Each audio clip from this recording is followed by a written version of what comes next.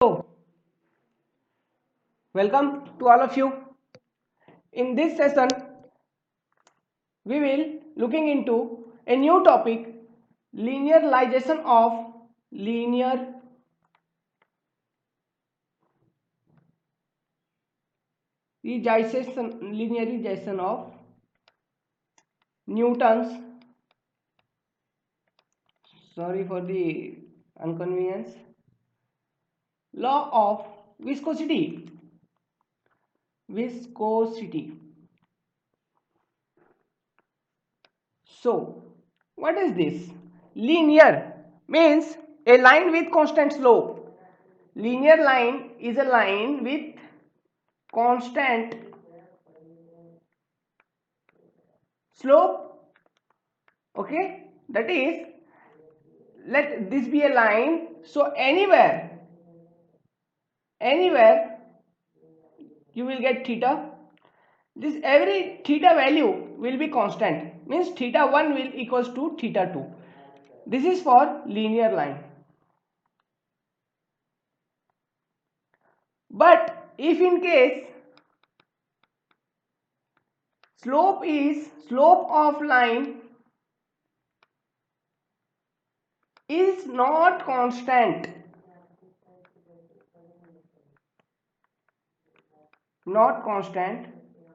then it may be curve,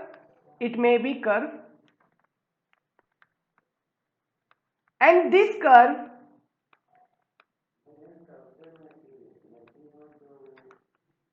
may be of two types.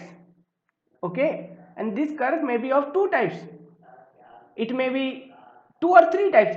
Any, I will writing some examples. It may be a parabolic, not two types actually.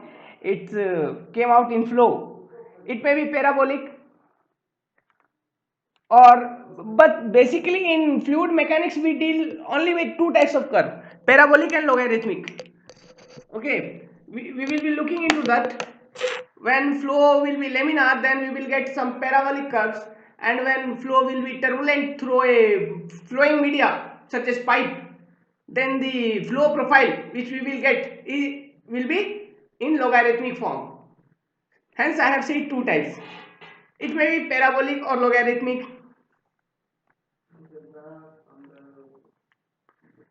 or any other else, etc. Okay, if it is non-linear. So when Newton's law of viscosity, what is Newton's law of viscosity? Tau equals nu times du over dy. This is Newton's law of viscosity. Now we have to get a linear relationship for this. How do we get linear relationship for this? Look, if let us consider a flowing media. Let this be two plates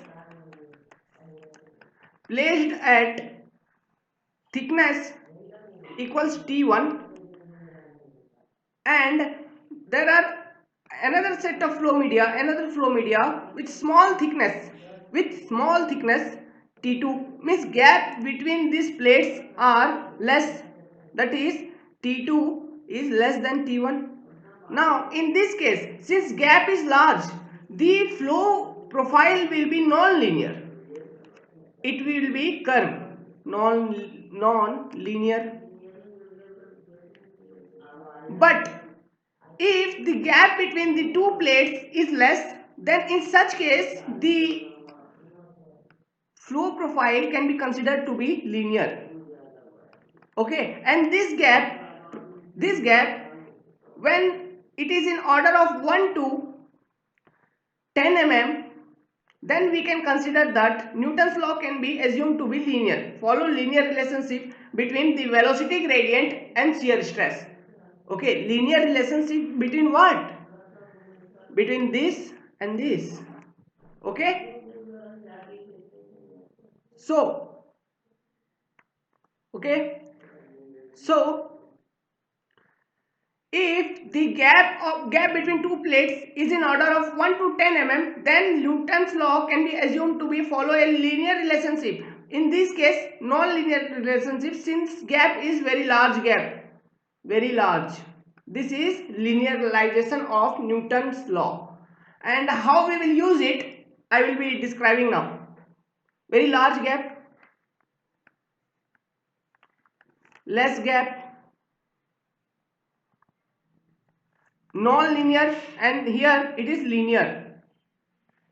Okay, non-linear velocity profile. What is this? This is velocity profile, na? Velocity profile. That is non-linear means slope is changing. Slope is not constant. Okay, slope is changing. Where is the eraser? Well, I have got. Slope is changing. So in this case, as I have said earlier, at surface you will experience maximum shear stress because theta at surface, theta surface or d theta over dt at surface is larger, is high. So tau at surface will be high in case of in non-linear profile. Okay. Now obviously it will be also in case of linear also, but I have said, I have described. So we can write what we have understood till now. If flow is taking place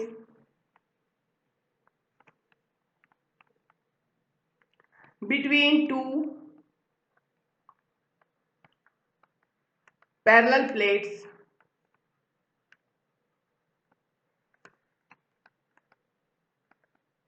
and the gap between plate is very less, okay, very less or narrow, then we will assume that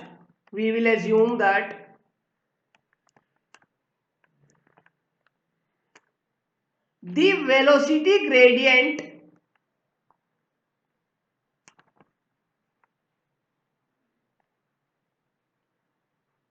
to be constant,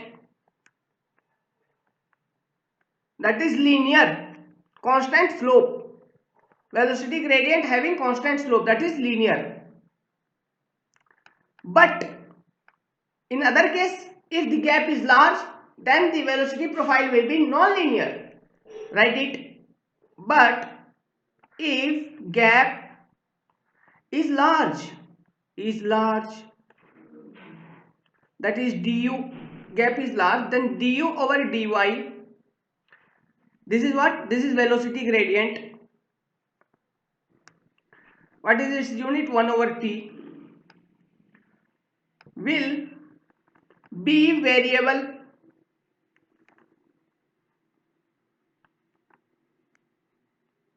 and hence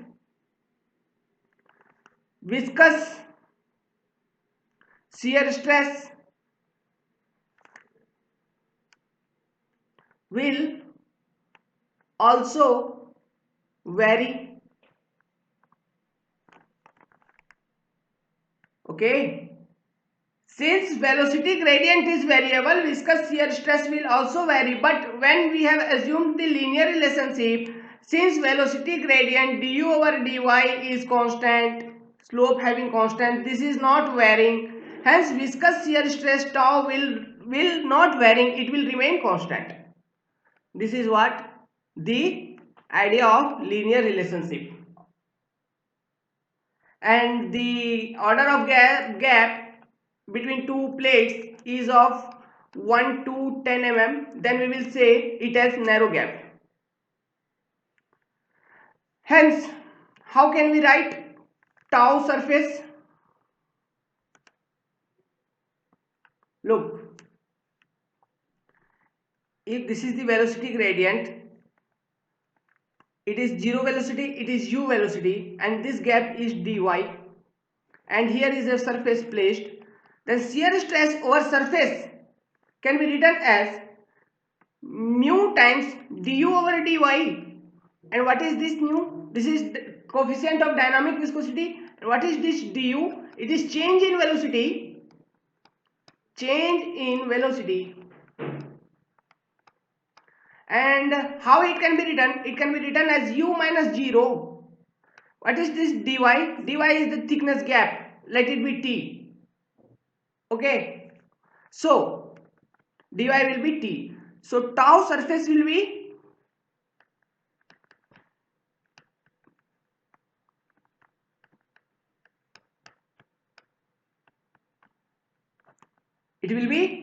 this much. Hence we will we will be using this formula for computation of shear stress. So shear force or drag force, how we can write force? Surface drag force. It can be written as shear stress at surface times area of surface. Okay, which area? It will be surface area, means that surface area of surface of this surface over which drag is acting, this area. Okay, we will be using here, and in this way we will compute the drag force. Now what will be the direction of shear stress? Nature, the direction, not nature, we will be learning the concept of direction of application of shear stress, in which direction shear stress acts. So for this, let us take a situation that there are two plates. Okay, there are two plates. This plate, the lower plate is fixed, that is its velocity is 0, no movement in this plate. But there is another upper plate which is moving with any velocity v. This is moving plate. Let us assume this condition. Here it is free stream velocity, the flow occurring with free stream velocity u. Now let this be the sign conventions which I will be following. This is plus x direction, this is plus y direction, this is minus y direction, this is minus x direction. So now look, over this arrangement, where at which locations the viscous shear stress will be acting, we will look into that. So first, viscous shear stress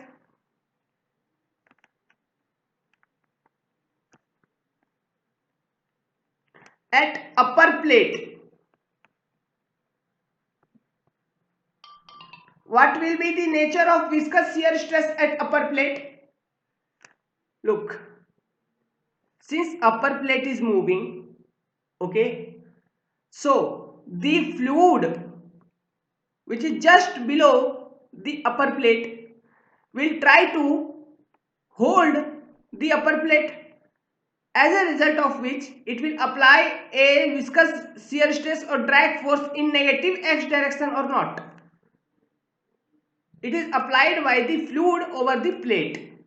So the direction will be along negative x direction, applied by fluid over the bottom or lower surface of the upper plate. Okay. Now second, viscous shear stress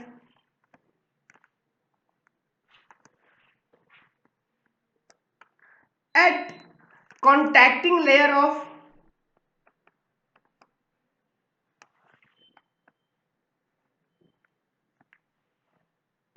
with upper plate.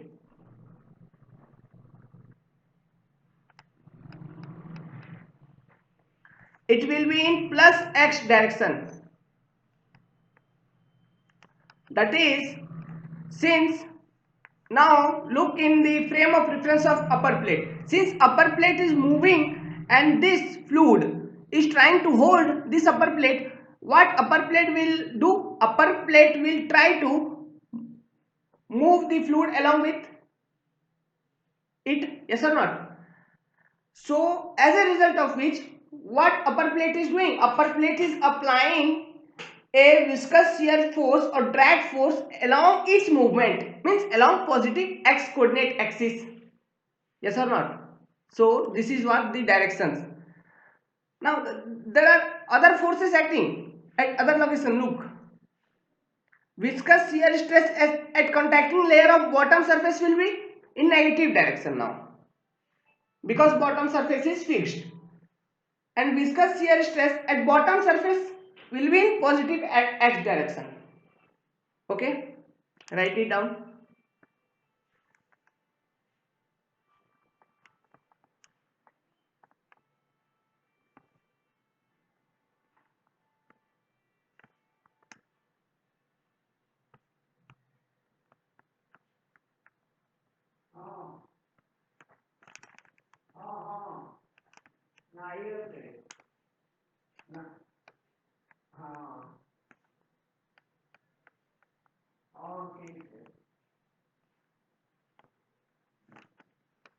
Negative x,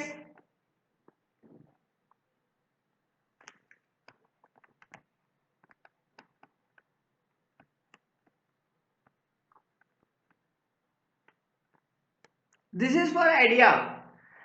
Okay, there are no questions asked from this topic. This is for idea only. It will be used while we will solving numericals.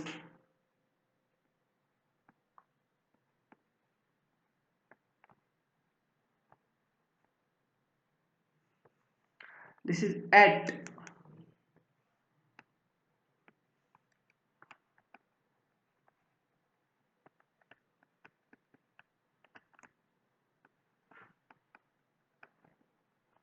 okay. So now we ended the small fundamental concept. In next video we will looking into dependency of